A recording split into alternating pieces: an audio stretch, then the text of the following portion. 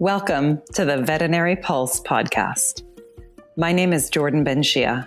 I'm the Executive Director of the VIN Foundation. Veterinary Pulse is the heartbeat of the profession. Join us as we talk with veterinary colleagues about critical topics, from student debt to mental health, and share stories. Stories connect us as humans, as animals, as a veterinary community. This podcast is made possible through individual donors like yourself and our technology partnership with VIN, the Veterinary Information Network. Thank you for being here. This episode, we're having a discussion with Sherry Shih, a third-year veterinary student at UC Davis. Sherry shares with us her detailed approach to saving money while in veterinary school. Be sure to check the episode notes for a link to her blog post. Thanks for listening.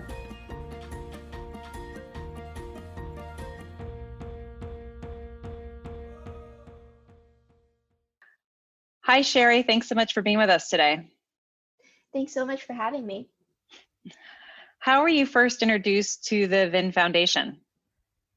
I was introduced through VIN itself with the summer internship, or we calling a VINternship, that VIN did for veterinary students this summer. I knew about VIN since I was a first year vet student, but I wasn't introduced to VIN Foundation until this past summer and know the difference about them now. Yeah, we've mentioned this on a couple of different episodes, but VIN did a great job this summer with helping students whose plans had gotten sort of derailed due to COVID and the pandemic, and created a lot of internships for a bunch of different VIN students. And the VIN Foundation has been fortunate to work with a few different students. And so it's been really exciting getting that hands-on experience. And Sherry was one of those students. So we've been thrilled to work with you as well. When did you first realize you wanted to be a veterinarian? Was there an aha moment? Was it gradual? How did it come to be for you? There wasn't really a aha moment per se. It's always something I've been interested since, I don't know, very young, elementary school maybe. But I didn't really know kind of what it actually entails until high school, when I was starting to think about my career choices to apply to a relevant college. I tried to shadow at a few vet clinics, but were rejected because I was not 18. And so I ended up doing more adoption and non-profit agencies, such as Cats in Need, that is often in PetSmart, and just kind of talking to people to see what the education requirements and time it would take, cost it would be, and what kind of colleges I would apply to get there. And after some research and looking into other careers, I just kind of decided I should make a decision, since I would need to prep for any sort of vocational school so early on, essentially in high school, that it seems inefficient to me to not have a plan, since that would take more time down the road. So I just kind of went with what I was most interested in out of all of my career options, and a vet it is. You recently wrote a blog post for the VIN Foundation website about saving money while in veterinary school. Have you always been inclined to focus on saving? Yes, I have actually. My mom is very into saving and repurposing things and thrifting, and I just kind of grew up around that environment of how could I kind of get what I want without spending too much for it. And just like creative things like making things yourself, or knowing where to shop, comparing prices, counting your price down to the numbers count. Like if 5 rolls of toilet paper is $10, I would count how much it is for each roll of toilet paper when comparing which one to buy. That's a very good tip, actually, that I learned from somebody is you can do it also when you're shopping on Amazon or when you're in the grocery store. A lot of people don't even know that in that tag right there where the price is, that it will sometimes tell you the price per unit. Yeah, Amazon, I think, has been doing it for a while, and I really like it because I don't need to do the math myself. So it makes it easier for you to save. Did finances play a role in your veterinary school application process? It did. I know going to a public school is going to be the cheapest, but Davis was also the hardest school to get into. So I tried very hard to make myself competitive in order to go to the cheapest school it would be for me. Though I did, of course, consider private vet schools and out of state, though my first choice has always kind of been Davis, both because it's a great school and it is going to be the cheapest for me. So you were a California resident when you applied? Yes. Would you mind sharing with us sort of a few of your tips and how you go about managing your living expenses while being in veterinary school? Yeah. So I think probably the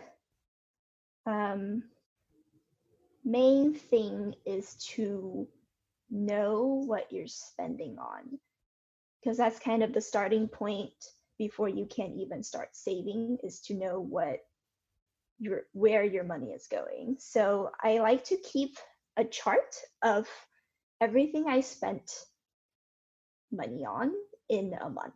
Just an Excel sheet, doesn't have to be anything elaborate. I don't really use any external apps either. I just write down everything I spent money on, what it's for, how much it is, and I kind of analyze my own spending patterns over time to see where I could potentially save on. And for me, the biggest category is food, which can often be the highest expense for students and I guess everyone after rent. So I like to food prep and I like to cook all my own food because eating out is expensive and I think frozen food tastes horrible. And cooking yourself really is a lot cheaper than both of the other two options. So I like to plan out my meals, go grocery shopping, and shop for only the things that I have planned for, which I also plan for desserts and drinks and other indulgent food when I plan my meals. And then cook all of it, and then I don't have to worry about it for a week. One thing that you mentioned in your blog post, which I thought was a very good idea, was, they always say don't go grocery shopping when you're hungry because you're going to buy things that you probably shouldn't be buying. But one thing that you mentioned in your blog post, which I think speaks to that and sort of set yourself up for success with that, is to buy things that you're going to want to snack on. So if it's chocolate or something else that that you might want to indulge in, it might stop you from going out to purchase that later and sort of having an impulse snack buy. Yeah, I actually started doing that because I used to not include snacks into my meal plans. And I would just end up being very hungry after school and buying things. And when I did my calculations at the end of the month, it actually came out to be almost as much as my groceries itself. So I was like, okay, I need a different solution for this. Just your spur of the moment snack purchases? Yeah. Like wow. a boba or a drink would be $5 and like a slice of cake is almost $5 too. And my groceries without ingredients for snacking comes out to like $25 every week or 2 weeks. So just 4 drinks of boba would exceed that. So it's like, okay, I need to increase my total grocery budget, but decrease the amount of spur of the moment snacking. And that would lead to a total lower cost for my food spending. Wow, that's really impressive.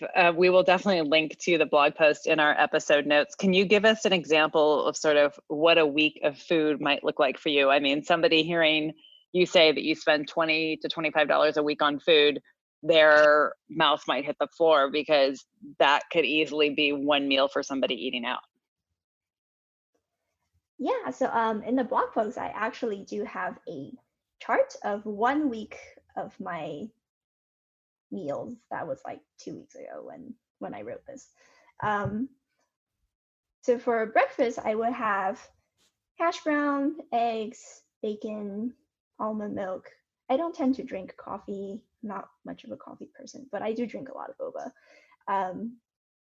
For lunch, I had a black bean and cheese salad, and I ate the leftovers of the previous 2 meals for dinner. And my snack for the day was a mango smoothie, which was actually the highest cost of all the ingredients for that day. Black beans are about $1 a can that you can make an entire salad that will last me at least 2 days. And potato is very cheap too. It's like 5 pounds for $3. Eggs, about $1.50 for 12. Almond milk, depending on where you shop, it can be between $1 to $3. But the mango that I used for the mango smoothie was $7 for a, I forgot how big the bag was for the entire bag, which I know will make into multiple smoothies, but that was still kind of the big spending for that meal. And I just make a ridiculous amount of this. I use like the entire 5 pound of potatoes, and then I just eat the same thing for the next 2 days. Though I did prepare chips and dip and a fresh strawberry soda as my snack for the next 2 days.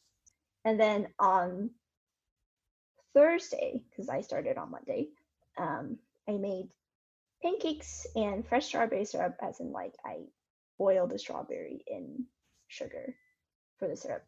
A green garter salad, bacon wrapped asparagus from the leftover bacon, easy over eggs, and more pancakes, which I ate for the next 2 days.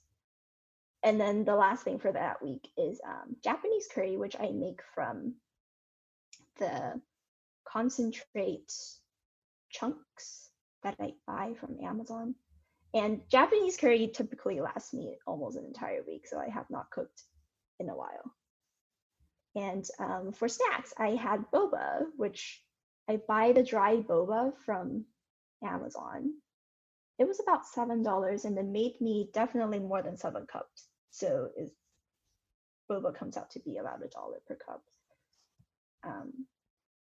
Yeah, and all my ingredients for all of this that lasts me about 2 weeks comes out to I think about 30, because there are cans that I bought in the same trip that I didn't use in the 2-week prep that I have here. Do you find that there are times when, due to your schedule, something shifts, something changes, and you don't have a meal planned? Do you find that, or do you find that just because you've planned everything out, you always have something with you, and therefore you don't fall into that, I need to buy something to go trap? Yeah, I don't tend to fall into that situation, since I tend to meal prep on weekends in the middle of the week. If I know I'm going to be busy that week, I might prep more on the weekends and not have any prepping during the middle of the week. And sometimes if it's lecture heavy, I don't go to class. I listen to it while I prep my meals at home. Are you as careful with other categories, other living expenses categories, as you are with food? Or are there some areas in which you find yourself not as disciplined in? I would say my worst category is transportation. I know biking would lower my transportation costs by quite a bit, because I would not need to pay for a parking permit or gas or car maintenance but it's very difficult for me to get to class on time, even with a car.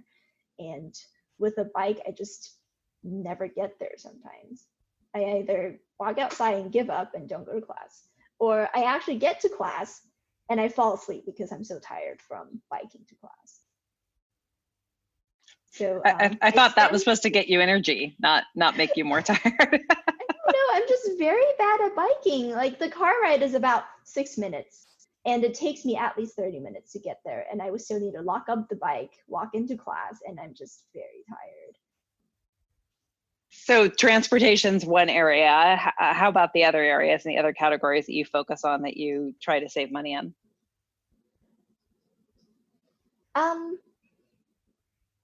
The next category that I kind of focus on would be entertainment, which is basically everything that's not a necessity that I buy. So like clothes, because like I don't actually need more clothes, I just would like more. Or clothes for my cat, collars for her, cute carriers, games, gaming consoles, things like that, because it becomes the next biggest spending if I don't track it carefully. I kind of like to make sure I only spend things for fun that I make during that month as an income. But I like to have a part-time job while I'm in vet school, and I try very hard to keep my extravagant spendings within my income for that month, so I don't actually have a deficit from spending on things that I don't need to. So you sort of look at it as any additional income, your part-time job income, that is the income that you use for this entertainment category. Yes. So for instance, yeah. Mm-hmm. Go ahead. So if I have leftovers from my budget because I was able to save quite a bit that month, I also add that into my entertainment budget. So basically, I set a budget for myself every month, and if I exceed that, I need to spend less, and I would need to pay it with my income from the next month. But if I'm below it, then that extra money goes into my for fun budget. And so how do you, if we look at veterinary, do you have veterinary school student loans? I do not actually. Okay, so that's a big factor there that you don't have to think about. Yes. Got it. Okay. So how has COVID impacted your spending habits? It has not really impacted me. I need to drive places a lot less now, so it's actually helping my gas budget by not requiring me to go to class. Food wise, I buy enough groceries to last me 2 weeks normally anyway, so the stay-at-home order and the discouraging you to buy groceries very often doesn't really impact me either. I would say probably the biggest impact is I buy a lot more things online, and I sometimes fall into a trap of buying things I don't necessarily need online because I'm just like in an online shopping spree on Amazon, which is not great for my budget. Are you able to continue your part-time job during COVID? So I used to, well, before COVID, I normally do pet sitting and house sitting, which I'm not able to do mostly because people don't need pet and house sitting as much. And my regular clients haven't really needed me to walk their dogs either. But I am continuing my job with Bin, so that is currently my income. It seems that saving for you is almost a bit of a hobby. Would you say that that's the case? I think so, yeah, actually. It's not the saving part that's the fun part, but it's the being able to buy whatever I want part. That is the fun part. And I don't mind putting in the work to be able to buy very extraneous things like a wax seal that I recently bought. because I want to write letters to my friends. It's completely extraneous, and I would need to buy the wax for the wax seal because you can't use candle wax apparently. And just things like that, that it's nice to have. It's completely unnecessary, but I can afford it because I put in the effort to save that money. And do you sort of, do you try to save, like you've mentioned that you have like every month you have this sort of fun budget from your work, from your job, and then that goes to these extraneous things. Do you try to save a certain amount per year, or is it just on a month by month basis? It just goes in and out and you deal with that per month? I do set aside a small part of my income per month as savings and as an emergency fund for if my cat has an emergency or I have an emergency. That just stays in my savings, and I do that on a monthly basis and end up with a goal for the end of the year. And if there's something that is more expensive that I know I want to buy, then I would start setting aside money monthly for it a few months before, depending on what the cost is. An example would be I wanted to move to a 1-bedroom and not have housemates because my cat is a tripod and she is very terrified of any and every dog there could be in the same house.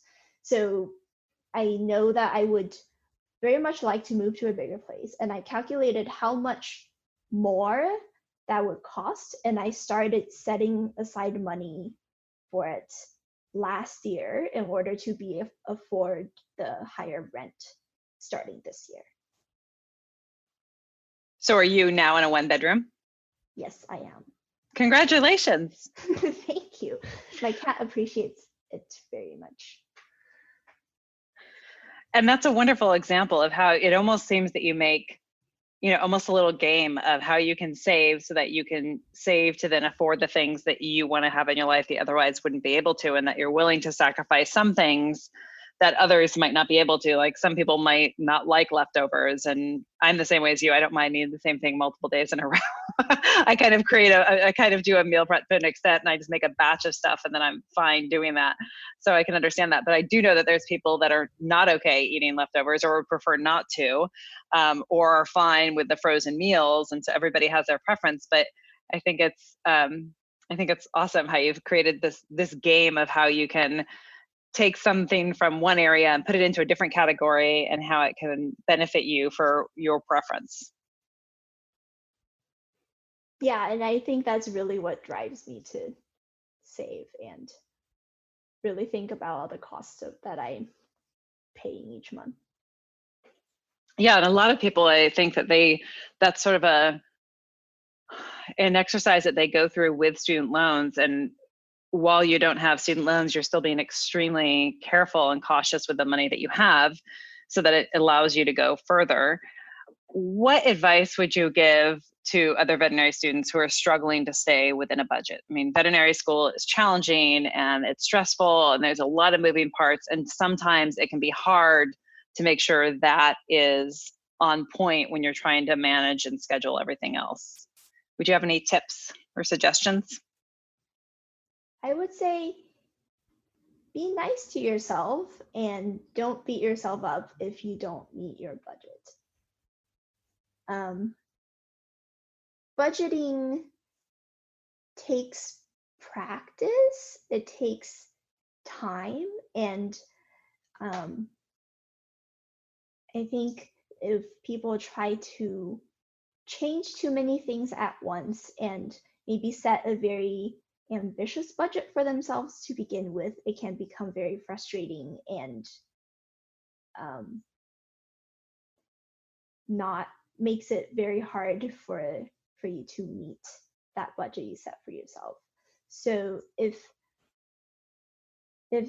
you're not used to budgeting, then I think just starting with knowing how much you're spending and then set a budget for yourself that's just a little bit below what your current spending is, and then start thinking about where you can take that money from before having okay, this is what I'm going to live on and I can't exceed it ever, because it'll be very hard to change your lifestyle that abruptly to be able to meet a budget that is very different from what you currently have.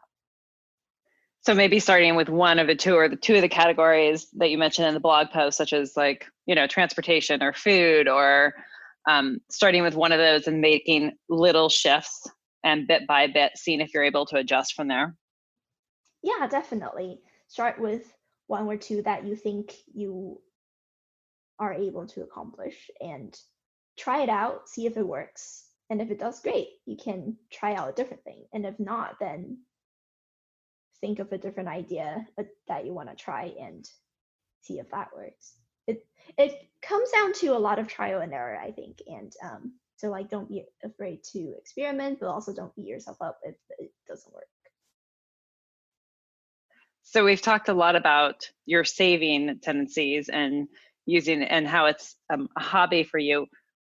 In terms of veterinary school, what are some of your favorite aspects of veterinary school? You're a third year now, we're in this sort of unprecedented time. How are you finding joy in the midst of this veterinary school year, and what areas of veterinary school are you enjoying? I think I can say that now as a third year, but I like to kind of see my goals slowly become realized. First starting veterinary school, I'm like, oh, there's so much information. I don't know if I'll be able to learn all of this in 4 years. And it's quite overwhelming and stressful sometimes, wondering if I'll be able to do it. But starting third year and just kind of comparing what I knew 2 years ago to now, I can definitely say that I know a lot more now than I do then, and appreciate that I have gotten somewhere is nice. And that if I was able to do this in 2 years, then in another 2 years, I will hopefully be able to be an actual doctor. Another aspect I really like is just kind of the community and camaraderie that everyone has with their class. It's just like this is such a high stress environment, but everyone in it is understanding and supportive, and it's just very nice to be around others that are supported and understands what you're going through. Wonderful. One question I like to ask everybody as we sort of wind down each episode is, do you have a secret talent? And if it's not a talent, something that you like or enjoy doing that others might not know about you. I mean, I suppose we could say people might not know how much you enjoy saving money, but is there another talent besides that? And maybe that's the one. I mean, maybe we've just revealed this whole talent for you in a blog post and a podcast episode, but I'd love to hear if there's a secret talent that you'd like to share. I like to sew clothes a lot. I like to make Victorian inspired clothing that's like very frilly, poofy, and because of that, I am also really into cosplay, which is you dress up as a cartoon or anime character, the whole wigs and makeup and costume and going to conventions, all that. Wow, and that's probably shifted a lot because of COVID. Are you still able to connect with that community?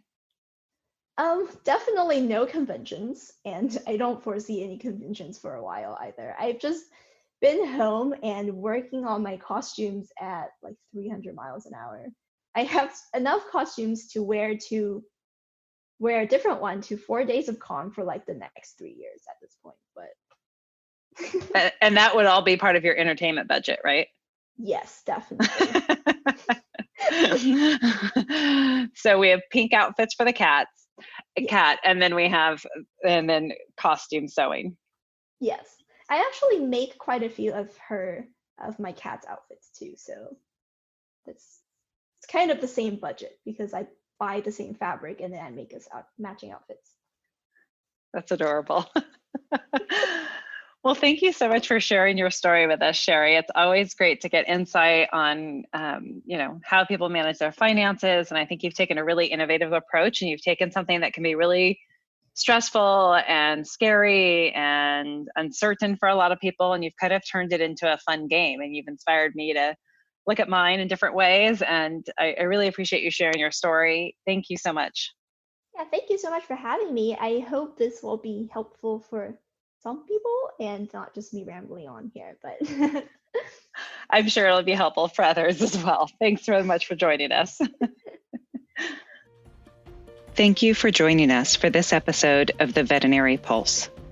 Please check the episode notes for additional information referenced in the podcast. If you enjoyed this podcast, please follow, subscribe, and share review. We welcome feedback and hope you will tune in again. You can find out more about the VIN Foundation through our website, vinfoundation.org, and our social media channels. Thank you for being here. Be well.